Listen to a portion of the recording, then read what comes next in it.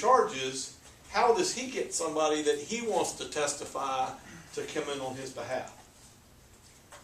He has the right to have them subpoenaed. That's what it is. It's the right to issue a subpoena.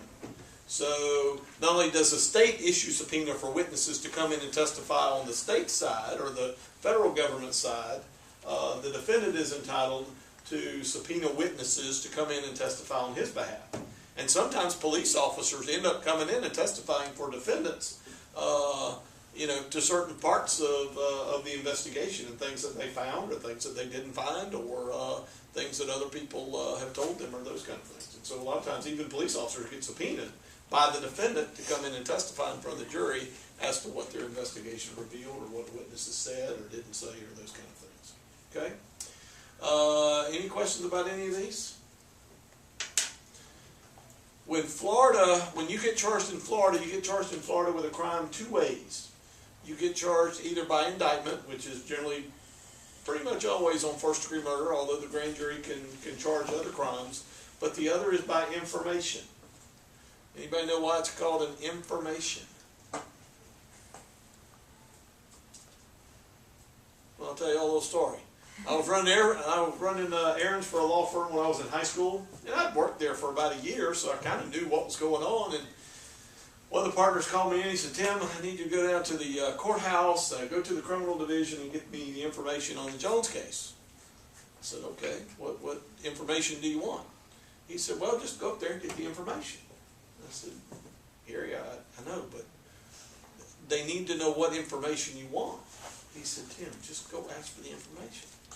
I said, "Gary, that doesn't make any sense." He said, "Tim, just go up there, ask the woman for the information." I said, "Okay, but it won't work." So I walk out the door, come back, and walk into the criminal section and walk up to the lady. I said, "Ma'am," I said, "I'm with so-and-so law firm, and I need the information on the Jones case for arraignment tomorrow." She turns around, goes to the file, picks it up, and hands it to me. It's a piece of paper. It's called an information. Okay? That's the name of it. Okay? So why is it called an information? It's either on the board or it's on your paper. Figure it out. First one to find it gets 1 point on the test. Why just one? Huh? Why just one? Because it ain't my class. And I can probably get by with one. What? Informed of the charges. 1 point.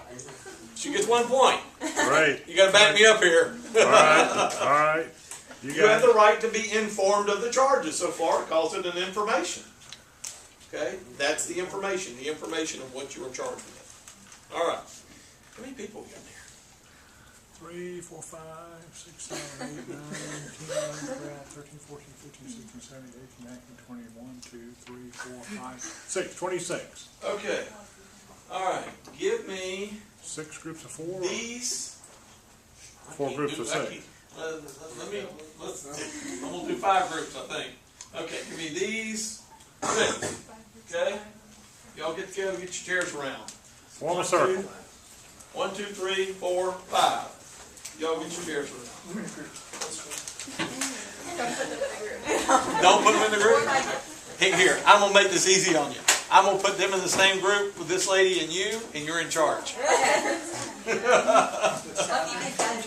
All right, 1, 2, 3, 4, 5, and then 5. Okay? Okay. How are we going to move?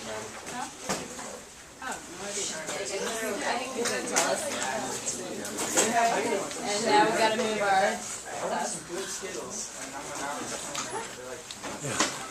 Turn your chairs around and form a circle. It'll be easier.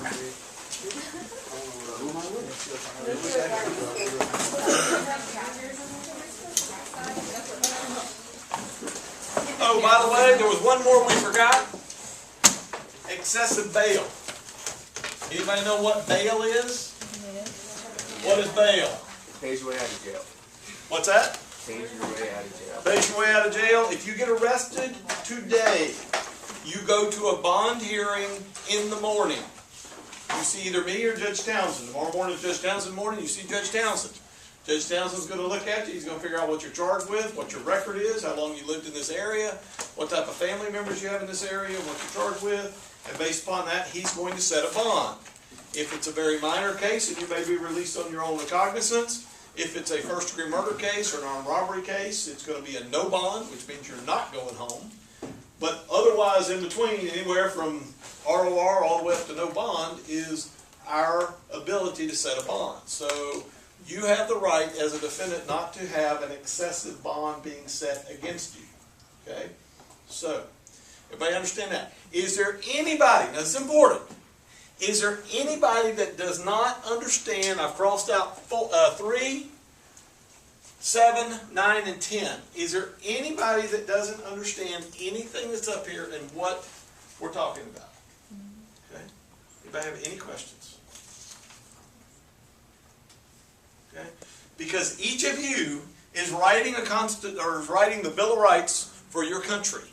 Okay? And you have to delete 3 of these. Now, by 3 of these, I don't mean 1, 2, 3. I mean 1, 2, 3. Okay? All right? Y'all have to sit down. Y'all have to vote which of these 5, 6, 7, 8, 9, 10, 11, 12, 13, 14, 15, 16, 17, 18, 19, 20, 21, 22.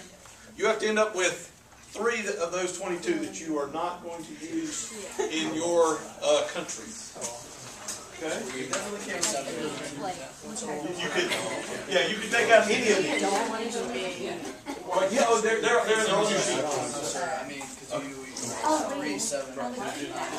Yeah, no, it only deals with 1, 2, 4, 5, 6, and 8. The one that we deal with in criminal cases. Okay? These relate to criminal cases.